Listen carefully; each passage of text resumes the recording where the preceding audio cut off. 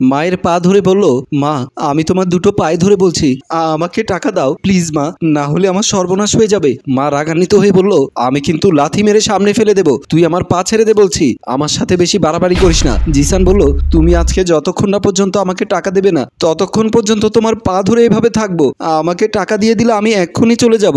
মা বলল, তোর বাবা আমার কাছে টাকা জমা রেখেছে নাকি? তুই আমার সাথে কি শুরু করে দিয়েছিস? যখন তোর বাবা মারা গিয়েছিল তখন তাকে বলিসনি কেন যে তোর টাকা লাগবে ঘন ঘন? এত বড় হয়েছিস, ব্যবসা বাণিজ্য বা চাকরি বাকরি করতে পারিস না, অকর্মার মতো বসে বসে আমার টাকা শেষ করছিস। এখন খেতে খেতে জিব্বা লম্বা হয়ে গেছে তাই বলছিস টাকা দিতে?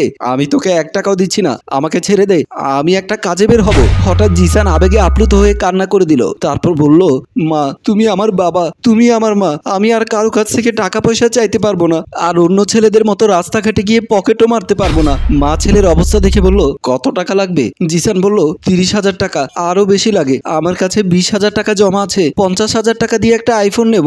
মা বলল, আমি এতগুলো টাকা দিতে পারবো না, তুই কিন্তু বেশি করছিস। জিসান বলল, মা আমি তোমার টাকা 1 মাসের ভেতরে দিয়ে দেব, নতুন চাকরিতে ঢুকলে টাকাটা তোমার হাতে এনে দেব, প্লিজ তবু তুমি না করো না। মা আর কোনো উপায় না পেয়ে ছেলেকে বলল, ঠিক আছে রুমে আয়। জিসান খুশি হয়ে পা ছেড়ে উপরে উঠে দাঁড়ালো। তারপর মাকে কপালে চুমু খেয়ে বলল, তুমি অনেক ভালো আমার লক্ষ্মী মা, বলে মায়ের হাত ধরে রুমে নিয়ে গেল। জিসান 50,000 টাকা হাতে নিয়ে রেসাকে কল দিয়ে বলল, এই আমি টাকা জোগাড় করেছি, তুমি তাড়াতাড়ি রেডি হয়ে রাস্তার মোড়ে এসো, ওখানে কিন্তু আমি বেশিক্ষণ দাঁড়াতে পারবো না। রুষা খুশি হয়ে বলল, আমি রেডি আছি, জাস্ট বোরকাটা পরে বের হব। আর শোনো, কোথায় যাবে বলো? জিসান বলল, আগে বিয়েটা করে ফেলবো কাজী অফিসে গিয়ে, তারপর কক্সবাজার বা সিলেটে চলে যাব, কেউ যেন আমাদেরকে খুঁজে না পায়। রুষা বলল, এইখানে বিয়ে করার কি দরকার, ওখানে গিয়ে করলে কি হয়, এখানে আবার কেউ দেখে ফেললে অসুবিধা আছে। জিসান বলল, তুমি পাগল হয়ে গেছো নাকি? রাস্তাঘাটে বা আবাসিক হোটেলে যদি আমরা আশ্রয় নেই অবশ্যই আমাদের বিয়ের কাগজপত্র দেখাতে হবে, না হয় আমাদেরকে ধরে থানায় নিয়ে যাবে। আমি আগে বিয়ে করব, তারপরে যেখানে ইচ্ছা সেখানে যাব। রোষা বলল, ও আসলেই তো, তুমি ঠিক বলেছো, আমি বুঝতে পারিনি। ঠিক আছে, আমি রেডি হয়ে কোথায় দাঁড়াবো সেটা বলো। সরি, কোথায় আসবে বলো? জিসান বলল, হেভেন টাওয়ারের নিচতলে আসলে হবে, ওখান থেকে আমি তোমাকে নিয়ে যাব। রোষা বলল, আচ্ছা ঠিক আছে রাখো, আমি রেডি হয়ে ওখানে আসছি। জিসান ঠিক আছে বলে ফোন কেটে দিল। রুহুল্লাহ তার স্ত্রী বাসা থেকে পালিয়ে যাবার পর চিল্লাচিল্লি করতে লাগলো। ছোট বোন এসে বলল, কি হয়েছে, এমন করছো কেন? রুহুল্লাহ বলল, আমি খুশিতে চিল্লাচিল্লি করছি, তোরা এতক্ষণ কোথায় ছিলি? একটা মানুষ বাসা থেকে পালিয়ে গেল সমস্ত কিছু নিয়ে, তোদের চোখে কি দিয়েছিস? ছোট বোন বলল, ভাইয়া আসলে আমি বাসার বাহিরে ছিলাম, তাছাড়া কয়েকদিন যাবত তোমার স্ত্রী আমার সাথে কথা বলছে না, কোনো কিছু বলার আগেই ছ্যাদ করে উঠে। রুহুল্লাহ বলল, এখন আমি কি করব? আমার সমস্ত কিছু টাকা পয়সা গয়নাগাটি একটাও রাখেনি, আমি এক একটা করে তার জন্য আমার ভবিষ্যতের জন্য জমা করেছিলাম, কিন্তু শেষ পর্যন্ত সে আমাদেরকে ধোকা দিয়ে চলে গেল। ছোট বোন বলল, ও যে পালিয়ে গেছে তুমি কিভাবে বুঝলে? জিনিসপত্র নিয়ে অন্য জায়গায় তো রাখতে পারে। বড় ভাই বলল, আমার মোবাইলে মেসেজ করে বলেছে আমাকে ভালো থাকতে, ও আর আসবে না বাসায়, আমার ব্যবস্থা আমাকেই করতে। আমি কি এমনি এমনিতে চিল্লাচিল্লি করছি? এত টেনশন তো আগে করিনি, এখন কিভাবে আমি বাঁচবো সেটা বল। ছোট বোন বলল, ভাইয়া তুমি টেনশন নিও না, তোমার ভাগ্যে যদি লেখা থাকে ওই সমস্ত জিনিস আবারও ফিরে আসবে, শুধু আল্লাহকে বলো আর তার কাছে বিচার দাও। বড় ভাই বলল, তুই ঠিকই বলেছিস, আল্লাহকে বিচার দেব আর কাউকে নয়, তবুও মন মানছে না এতগুলো জিনিসের জন্য। এই বলে টেনশন করতে লাগলো। ছোট বোন সান্ত্বনা দিতে লাগলো। জিসান একটা বাসার সামনে অপেক্ষা করছে।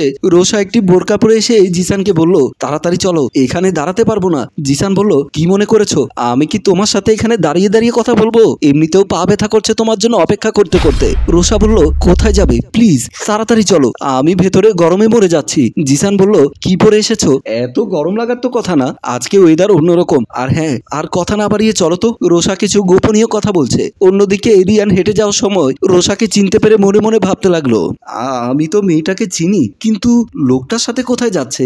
আজকে আমার ফলো করতে হবে। রোষা ও জিসান দুজনে কথা বলার পর ভেতরে ঢুকে গেলে বিয়ে পড়ার জন্য। অন্যদিকে রিয়ান তাদের পিছু পিছু ছুটলো। কাজী সবকিছু লেখার পর ছেলেকে বলল, বলেন কবুল। জিসান খুশি হয়ে বলল, কবুল কবুল কবুল। তারপর বলল, তুমি বলো কবুল। রুষা খুশি হয়ে কবুল বলবে। এর মধ্যে রিয়ান এসে বলল, ভাইজান আপনি এই মেয়েটাকে বিয়ে করিয়েন না।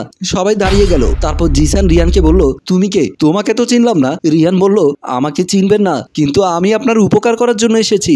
আপনি এই মেয়েটাকে বিয়ে করছেন কোন হিসেবে? মানে আপনি কি জানেন সে বিবাহিত নাকি অবিবাহিত?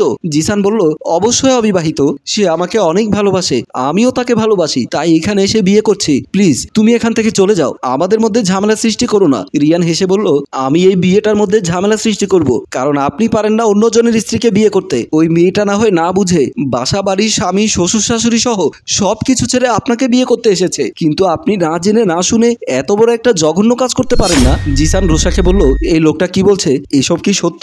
রুষা আমতা আমতা করে বলল, তুমি বিশ্বাস করো, ওই লোকটা মিথ্যে কথা বলছে, আমি তাকে চিনিও না। এই তুমি কে, এখান থেকে চলে যাও। রিয়ান বলল, আপনি কি ওর কথা বিশ্বাস করেছেন নাকি আমার কথা বিশ্বাস করেছেন? জিসান বলল, আমি কারো কথাই বিশ্বাস করতে পারছি না, মনে হচ্ছে আমার উপরে ষড়যন্ত্র চলছে। রিয়ান বলল, আপনি যেহেতু বিশ্বাস করছেন না, ওর একটা দুর্বল কিছু কথা আপনাকে শেয়ার করছি, আপনি শুনুন। রিয়ান রুহুল্লার বাসায় গিয়ে বসলো। রুহুল্লা এসে রিয়ানের হাতে হাত মিলিয়ে, তুই কেমন আছিস? আর তুই তো অনেকদিন পর এসেছিস।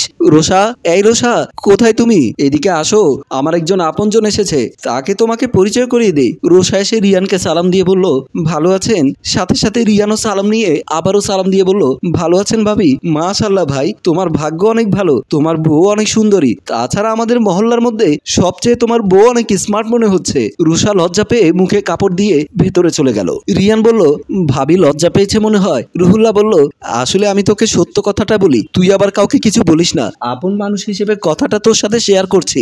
রিয়ান বলল, কি কথা বলো? কাউকে বলবো না আমি। রুহুল্লাহ বলল, আমি খুব টেনশনে আছি, আমার বউ সব সময় মোবাইলে কথা বলে, কিন্তু সুন্দর বলে রূপের অহংকার করে কিছু বলে রেগে যায়, কিছু বলতেই পারি না, জানি না আমার কপালে কি আছে। রিয়ান বলল, হয়েছে, আর কিছু বলতে হবে না, আমি বুঝতে পেরেছি আসল ঘটনা, মোবাইল তো আর কেড়ে নিতে পারবে না, এক কাজ করিও, সবসময় তাকে চোখে চোখেই রাখিও, হয়তো কোথাও কথা বললে সতর্ক হয়ে বলবে, মানে বলার সাহস পাবে না আর কি। এর মধ্যে রিয়ানের মোবাইল বেজে উঠলো। মোবাইলের নাম্বার দেখে রুহুল্লাহকে বলল, আমার একটা জরুরি ফোন এসেছে, আমি অন্য সময় এসে আড্ডা দেবো। রুহুল্লাহ বলল, আরে কিছু না খেয়ে চলে যাবি নাকি? এটা কি কথা বলছিস? রিয়ান পরে দেখা হবে বলে চলে গেল। জিসান রিয়ানকে ধন্যবাদ দিয়ে বলল, ভাই আমি বুঝতে পেরেছি, তুমি না আসলে আজকে আমি বড় একটা বিপদে পড়ে যেতাম, একটা মামলাও খেতে হতো, কারণ ও তো অন্যজনের স্ত্রী, সে নিরাপত্তার জন্য একটা মামলা করবে, জানি না এখন করে দিয়েছে কিনা নাকি করতে যাচ্ছে। রিয়ান বলল, আমার সময় নেই, কথাটা বলার জন্য এসেছিলাম, জরুরি কাজ আছে, বাকি সিদ্ধান্ত আপনি নেন, বলে রিয়ান চলে গেল। কাজী বলল,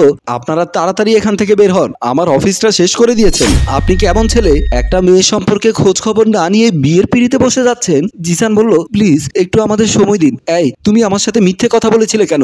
এতদিন আমাকে অবিবাহিত পরিচয় দিয়ে কথা বলেছিলে, সেটার উত্তর এখন দেবে। রোষা বলল, এখন এগুলো বলার সময় নেই, উনি বিয়ে না করালে অন্যদিকে বিয়ে করি, প্লিজ আমাকে ছেড়ে যেও না, আমি তোমার আশায় বের হয়েছি। জিসান বলল, আজকে সত্য কথা বললে তোমাকে আমি বিয়ে করতাম, কিন্তু তোমার মিথ্যে কথা বলার কারণে আমি তোমাকে ঘৃণার চোখে দেখি, মুখে থুতু দিতে ইচ্ছে করছে। যাই হোক, ওই লোকটা এসে আমার জীবনটা বাঁচিয়েছে, তুমি এখন তোমার স্বামীর কাছে চলে যাও, আমি আমার বাসায় গেলাম, বলেই জিসান চলে গেল। রুষা নিজে নিজে বলল, এখন তো আমি সর্বহারা, আমি আমার স্বামীকে মেসেজ করে বলেছি আমি অন্যজনের সাথে পালিয়ে যাচ্ছি, এদিকে এসে সবকিছু সর্বনাশ হয়ে গেল, এখন আমি কোথায় যাব, কে আমাকে আশ্রয় দেবে, বলেই চোখে জল ছেড়ে দিয়ে কান্না করতে লাগলো। দর্শক, পরের পার্ট দেখতে চাইলে পরের পার্ট লিখে কমেন্ট করুন। সম্মানিত ভিউয়ার্স, গল্পটি ভালো লাগলে শেয়ার এবং লাইক কমেন্ট করে জানাবেন। রচনা ও পরিচালনায় আবু সৈয়দ রিয়ান, প্রযোজনায় মঞ্জুর মোর্শেদ।